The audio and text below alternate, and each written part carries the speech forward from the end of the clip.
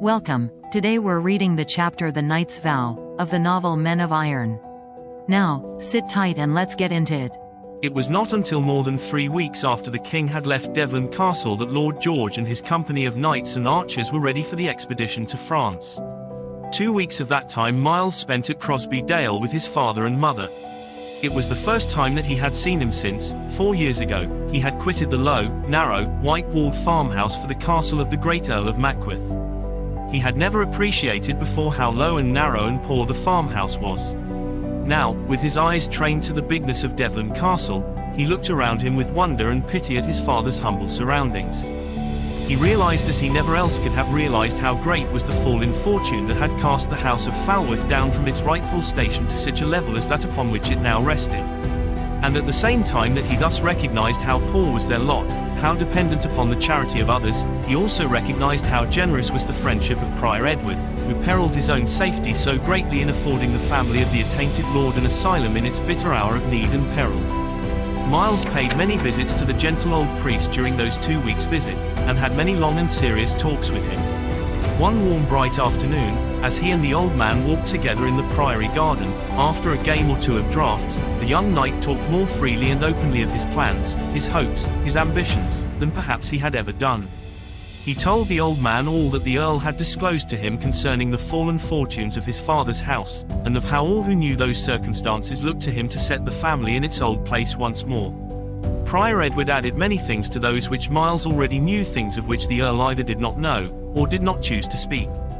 He told the young man, among other matters, the reason of the bitter and lasting enmity that the king felt for the blind nobleman, that Lord Falworth had been one of King Richard's council in times past, that it was not a little owing to him that King Henry, when Earl of Derby, had been banished from England, and that though he was then living in the retirement of private life, he bitterly and steadfastly opposed King Richard's abdication.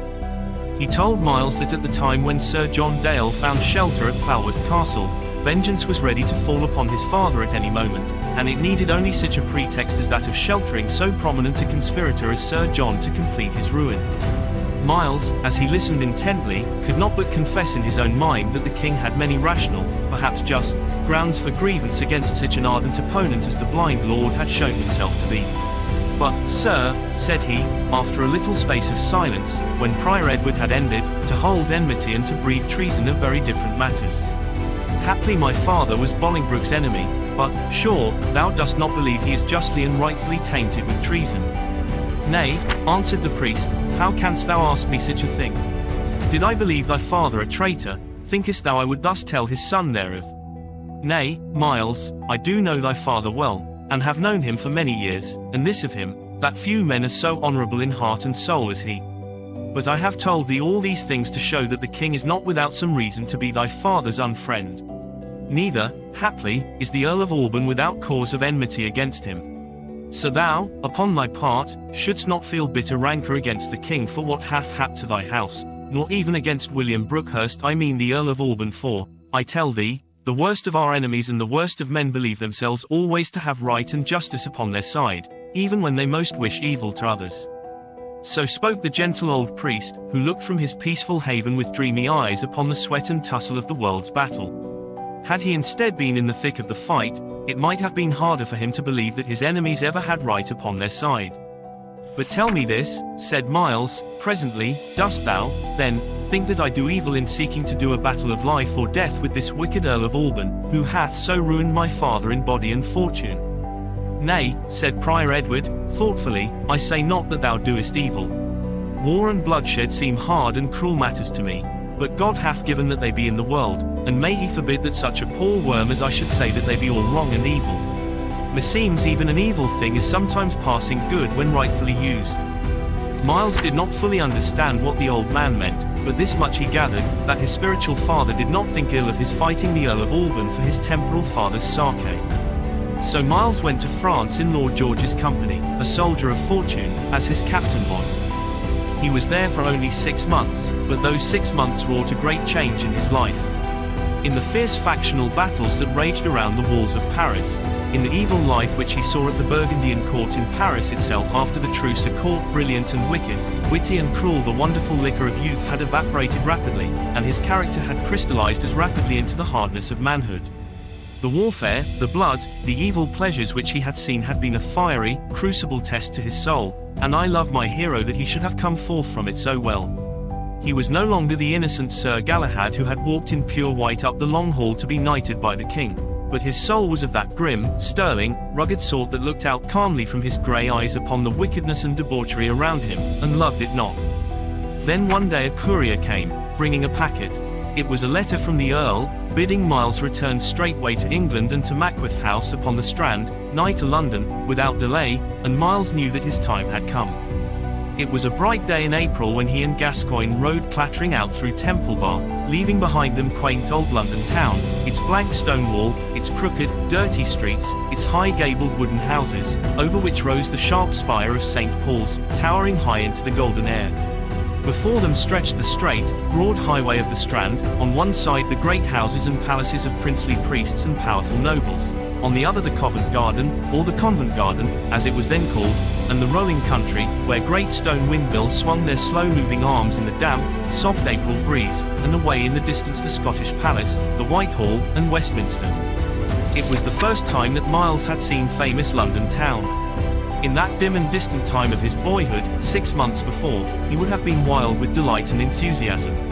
Now he jogged along with Gascoigne, gazing about him with calm interest at open shops and booths and tall, gabled houses, at the busy throng of merchants and craftsmen, jostling and elbowing one another, at townsfolk men and dames picking their way along the muddy kennel of a sidewalk.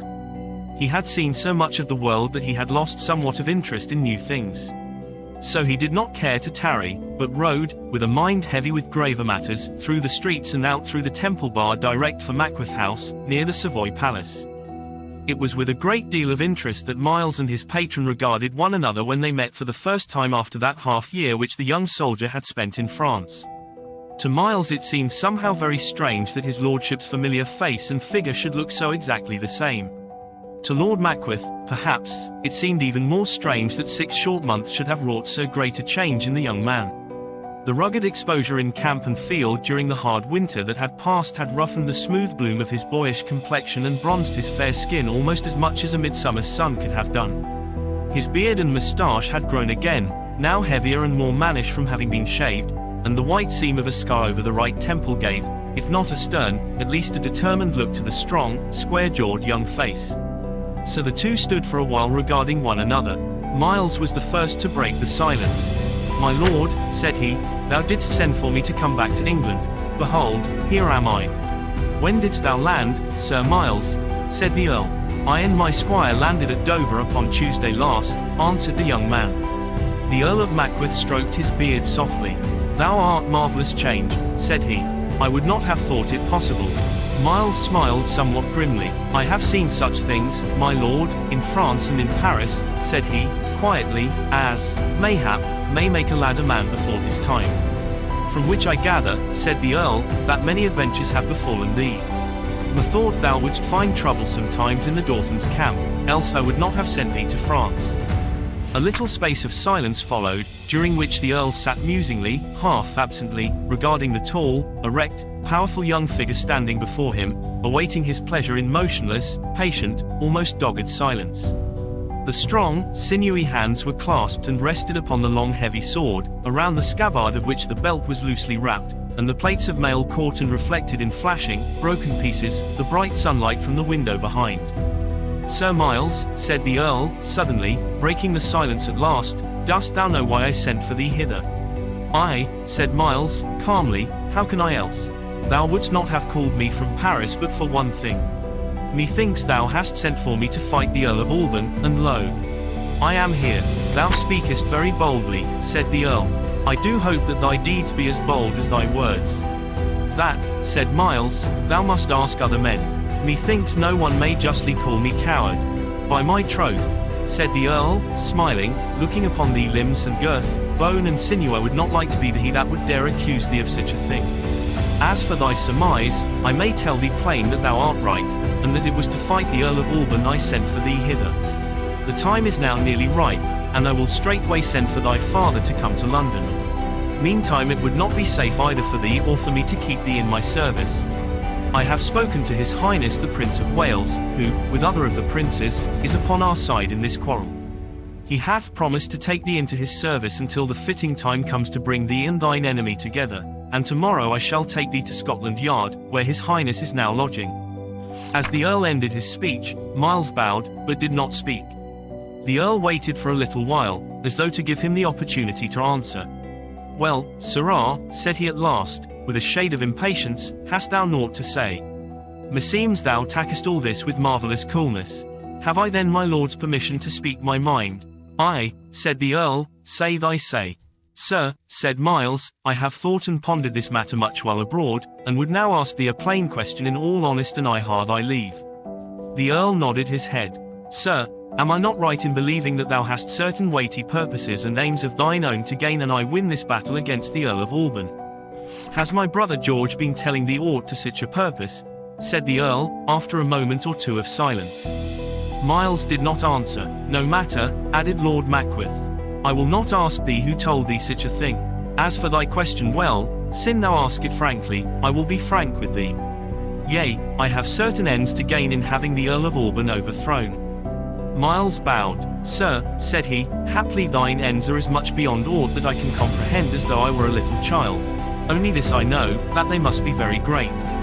Thou knowest well that in any case I would fight me this battle for my father's sake and for the honour of my house. Nevertheless, in return for all that it will so greatly advantage thee, wilt thou not grant me a boon in return should I overcome mine enemy?" "What is thy boon, Sir Miles?" "That thou wilt grant me thy favour to seek the Lady Alice de Mowbray for my wife." The Earl of Mackworth started up from his seat. "Sir Miles Falworth," he began, violently, and then stopped short, drawing his bushy eyebrows together into a frown stern, if not sinister. Miles withstood his look calmly and impassively, and presently the earl turned on his heel, and strode to the open window. A long time passed in silence while he stood there, gazing out of the window into the garden beyond with his back to the young man. Suddenly he swung around again. "Sir Miles," said he, "the family of Falworth is as good as any in Derbyshire.